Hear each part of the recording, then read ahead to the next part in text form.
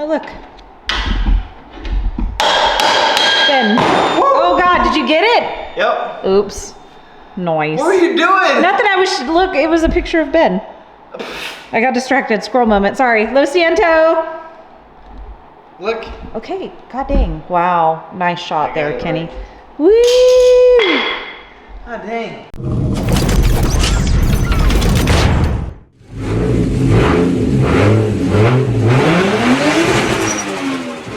Welcome back to the channel. So today I am finally going to be starting to install this thing. This is a GSR G-Force dog box from RTS.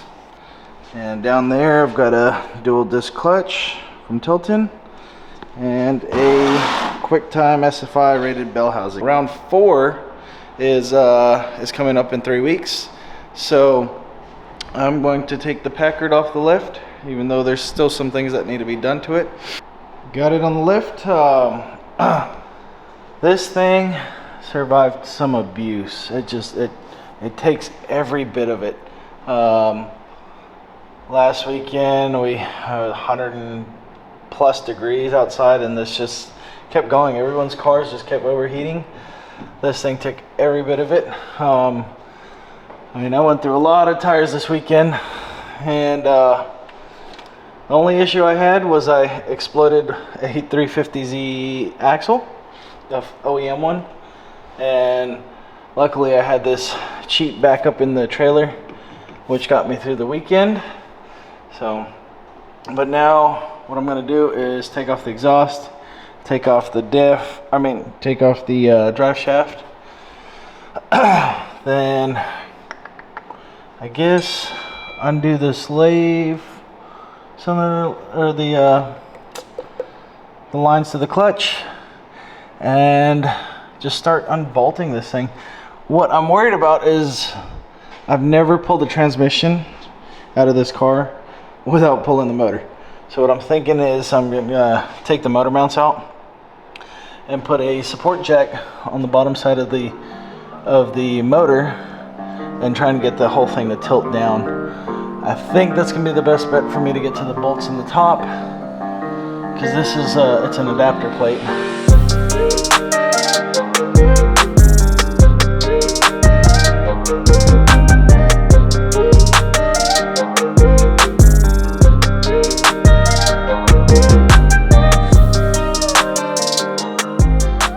Anyways, yeah, so this was a pain. Still able to do it, so that's better than not. I had to drop the subframe as low as I could go. Pull the motor mounts out. Can you see that? Yeah, you can see that. Now the motor supported. I brought it down as far as I can, and had this jack doing this guy, or doing the trans, and there's like 3 bolts at the very top. That was so hard to get to. Oh, right.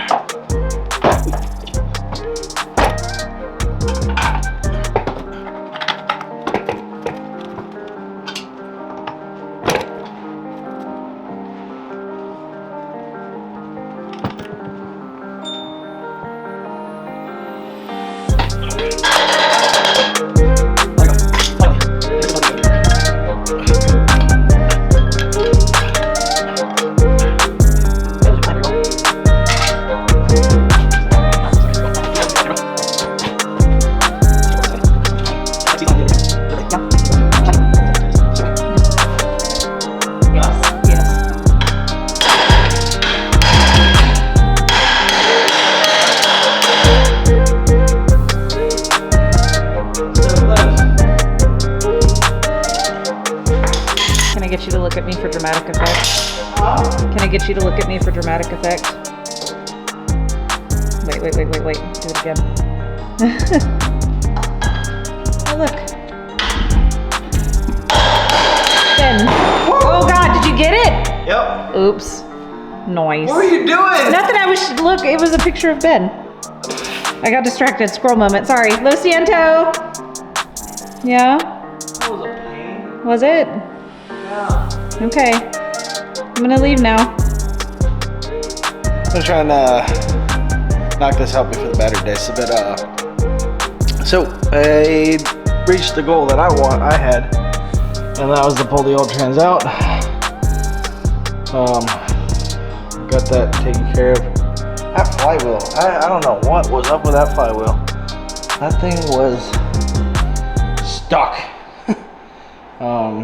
So real quick, this is dirty. Kind of hard to see with all the dirt, but you can see all the heat stress marks. And here's what I'm assuming is the reason why the car was kind of funky taking off. Who knows? It may have been slipping too. I don't know. But heat marks all over the pressure plate. Both sides are kind of worn like that. Very glossy. So it was definitely time to replace this clutch. You can see how little friction material is. But now you can see how much smaller the GS Arc is compared to that. This thing, I literally picked it up out of the truck bed and threw it over my shoulder. This thing, I mean, it took me some grunting. Tomorrow I'm going to try and stab this guy, or not that guy, this guy, and to the car. And hopefully, I didn't look at all the packages. Rick said he's got everything in there. I think I have to make a transmission mount for it. And then drive shaft, I gotta get a new drive shaft. I'll probably go aluminum this time. Be a little bit lighter. The oil from those bolts that I was feeling and smelling, I don't know. The rear main's fine. This is just an adapter bushing for the pilot bushing, because it had to extend out for the adapter kit. Next morning, I am going to start unboxing all this stuff here and see what I have, see what I don't have, see what I need. Hopefully I've got pretty much everything. I'm gonna pull the trans out of the box. I believe this might be the clutch release. I'll get all that unboxed, whatever the heck this stuff is. I know I looked at it prior, but I don't remember. A little shifter. Look at that, 4 gears.